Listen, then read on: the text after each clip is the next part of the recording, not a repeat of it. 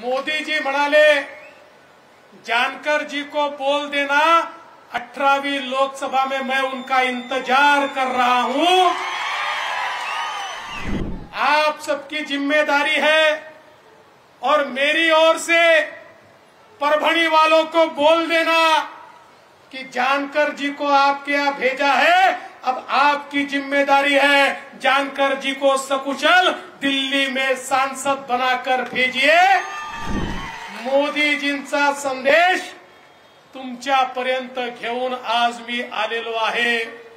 सांगा, मोदीजींना जानकरांसारखा एक खासदार तुम्ही देणार का? आज देशाचे आपल्या सर्वांचे लाडके प्रधानमंत्री माननीय मोदीजी रिझर्व्ह बँक ऑफ इंडियाला 90 वर्ष पूर्ण झाले म्हणून मुंबईला एका कार्यक्रमात आले होते।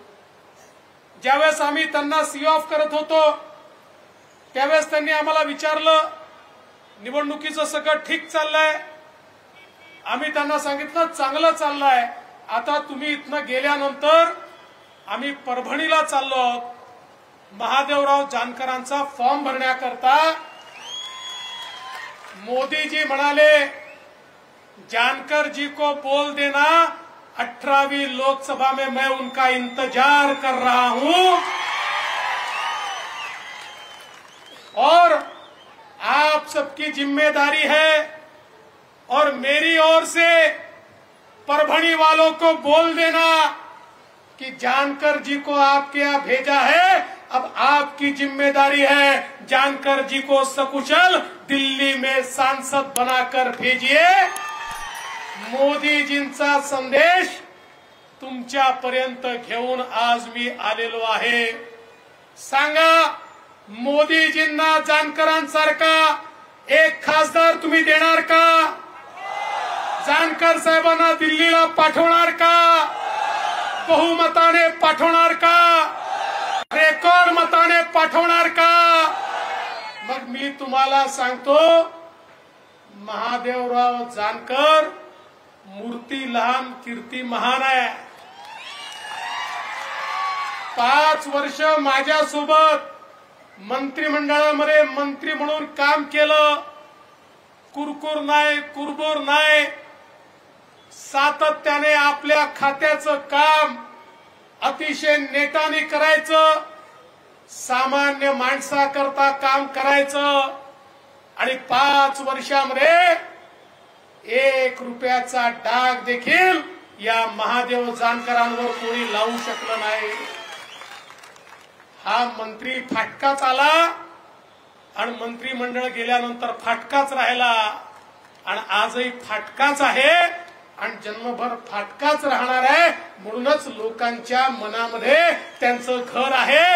अरे, महादेव जानकरांची श्रीमंती इथे बसलेले लोक आहेत। महादेव जानकरांची श्रीमंती या महाराष्ट्रातील दीन दलित गोरगरीब आदिवासी शेतकरी शेतमजूर महिला ओबीसी अल्पसंख्याक यांच्या मनामध्ये त्यांच्याबद्दल जी जागा आहे ती महादेव जानकरांची श्रीमंती आहे।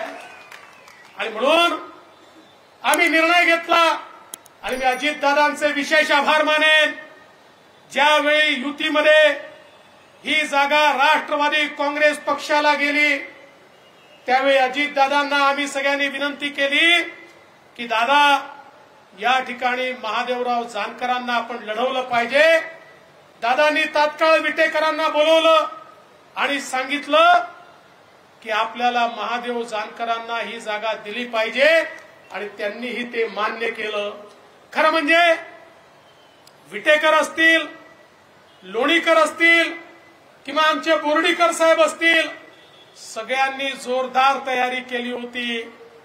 पण आता या तीनही ताकदी आणि मंचावरची सगळी ताकद आता महादेवराव जानकरांच्या पाठीशी उभी राहणार आहे। माननीय शिंदे साहेबांच्या नेतृत्वात शिवसेना असेल, अजितदादांच्या नेतृत्वात राष्ट्रवादी काँग्रेस असेल, मोदीजींच्या नेतृत्वात तर आम्ही सगळे काम करतोय।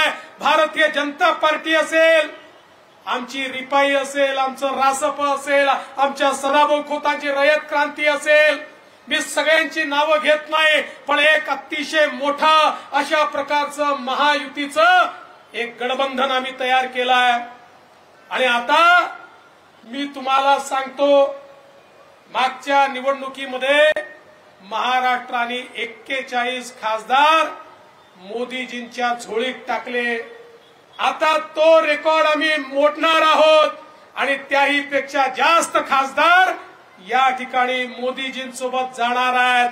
आणि त्या खासदारांमध्ये जशा आमच्या पंकजाताई असणार आहेत, तसेच आमचे महादेवराव जानकर देखील त्या खासदारांमध्ये असणार आहेत, हा विश्वास मला आहे।